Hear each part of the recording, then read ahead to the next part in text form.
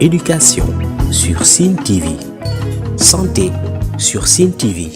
L'actualité sur Sen TV. Politique sur Sen TV. Sport sur Sen TV.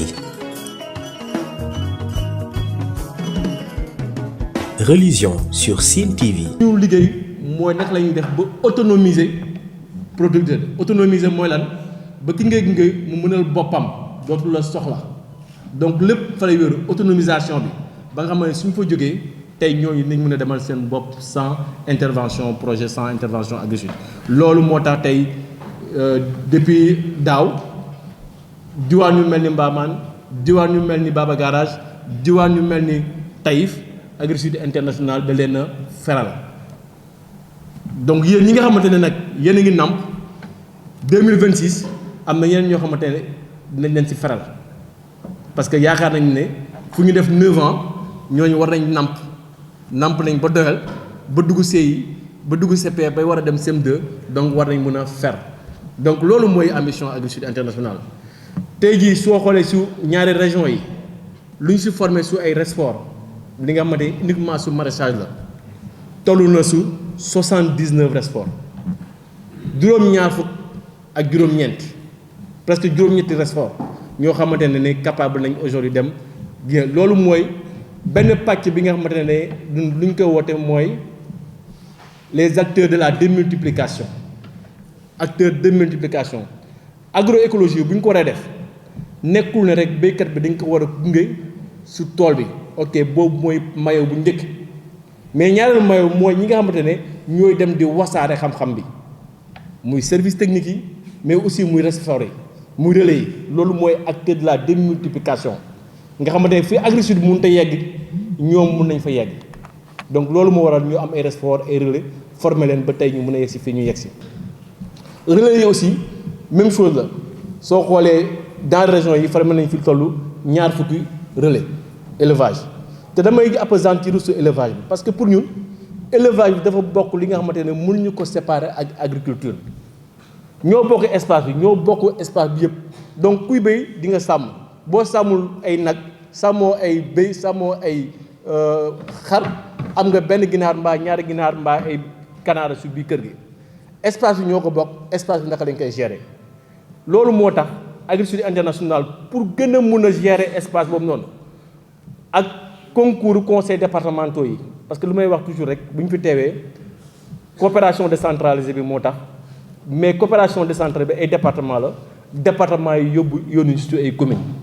tey jii am na su duwaani 6 départements yi parce que Agri Sud juróom benn département yëpp lay yëngu am na juróom communes yoo xamante ne def nañu ak ñoom liggéey bu am solo bi nga xamante ne moo ñuy permettre loolu may wax sànq naka la ñuy gérer espace bi ñu mun ko mooy ay POAS 5 communes bénéficié noonu ne sàmmkat bi fu mu doon jaar ak ay bëyam ak ay xaram ak ay nagam continuer di fa jaar commencé nañ ko daaw commune de Diagane Barka def fa 10 kilomètres tey jii mun naa ne commune de Diagane Barka fi nga xamante ne mooy sawa bi fu xar yi di jaar sàmmkat yi di jaar foofu amatul benn conflit entre agriculteur ak éleveur tey jii nii ren jii nii commune juróomi commune yooyu ku nekk à partir de mois d'avril bi commune bu nekk dañu defal 20 kilomètres de balise 20 kilomètres de balise pour que di nga mën a dugg commune ak say nag say xar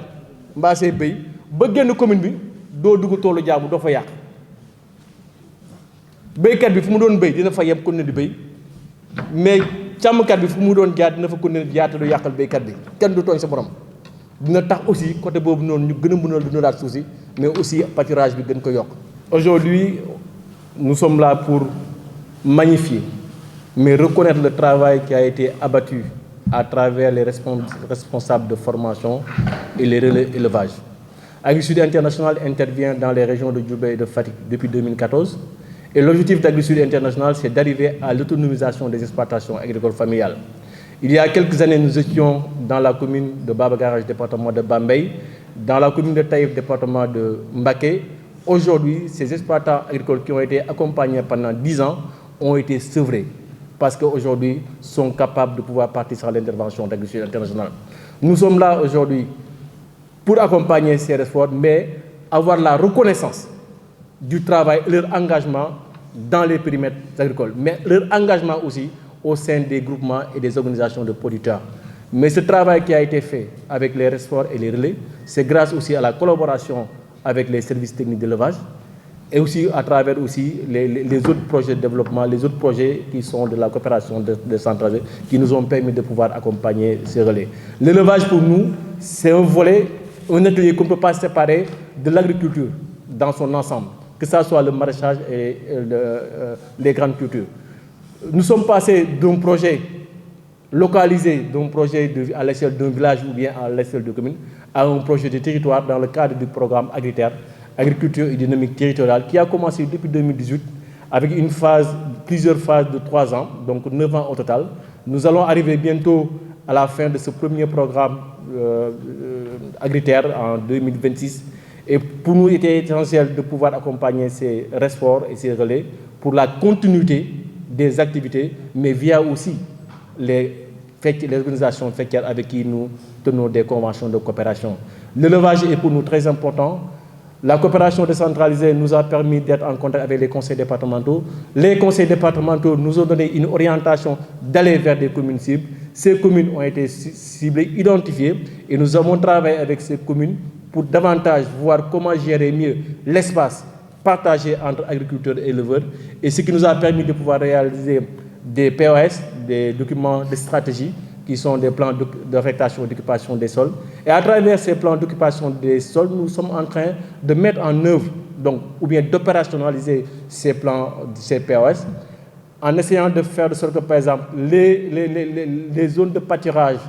les couloirs de passage qui jadis existaient, ont été rétrécis par les agriculteurs. L'année dernière, nous avons commencé déjà à poser des balises dans la commune de Diagane-Barga avec 10 km de balises, et ces poses de balises ont réduit drastiquement ou même fait disparaître les conflits entre agriculteurs et éleveurs. Cette année, à partir du mois d'avril, nous allons continuer à poser des balises pour un total de 5 km de linéaire dans les 5 communes que sont Diagane-Barga, Thiaré-Ndialgui, Ouadiour, Patar et Taïf, à raison de 20 km par commune. Cela renforcera les dynamiques qui sont enclenchées au niveau de ces territoires, et ça permettra vraiment de réduire les conflits entre agriculteurs et éleveurs. Je suis Khadim Ndiaye, je suis chef service départemental élevage Fatick. Formation boobu dafa am solo boo xam ne dañ ko defoon pour am benn personnel boo xam ne au niveau des villages mooy au niveau des communes yoo xam ne dinañ am ay aptitudes si wàllu wér-gu-yaramu jur bi si njëkk mooy ñu xamal leen lan mooy rôle relais de l'élevage, lan mooy rôle santé animale. bi si njëkk mooy dangeen am rôle sensibiliser ba man tey avec formation bi ngeen am war ngeen mën jouer un rôle de sensibilisation au niveau de vos communes, au niveau de vos villages, mais aussi war ngeen mën jouer un rôle de prévenir, maanaam fagaru prévenir. Am ngeen rôle boobu léegi am ngeen rôle d'alerter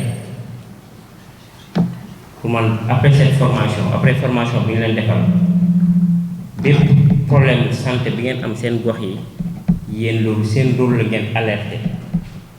le vétérinaire. Ngor Faye, ancien étudiant à la faculté des sciences et techniques,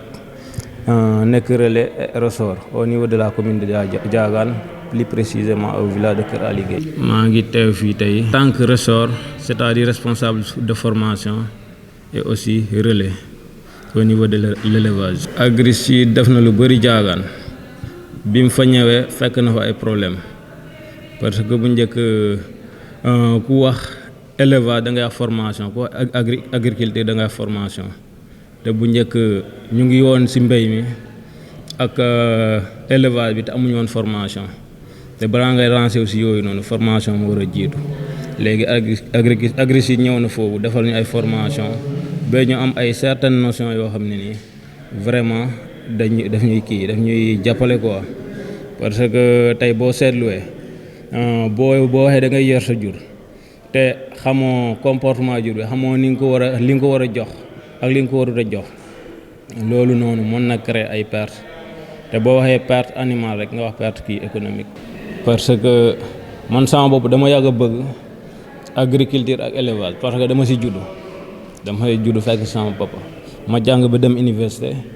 ñib si à cause d'une maladie de mon père waaw man nekk ak moom bi yàlla jël ko yàlla na ma koy ñaanal yàlla na suuf sedd si kawam waaw lii yëpp moom la waaw léegi ma jàpp ne tey daal Agri Sud moom mention spéciale. Chérif Loum jógee Ndiob. Agri Sud moo ñu fi invité li ñu war a jox ay lijaasa yoo xam ne ci yu jóge ci formation yoo xam ne dañ ko defoon sur le terrain waaw bés ni ki tey nag ñu wowoon ñu fi pour jébbal ñu lijaasa yooyu. lu mu fi jot a def mooy ci wàllu formation su mu ca la gën a appesantiru def na fa ay formation yu am solo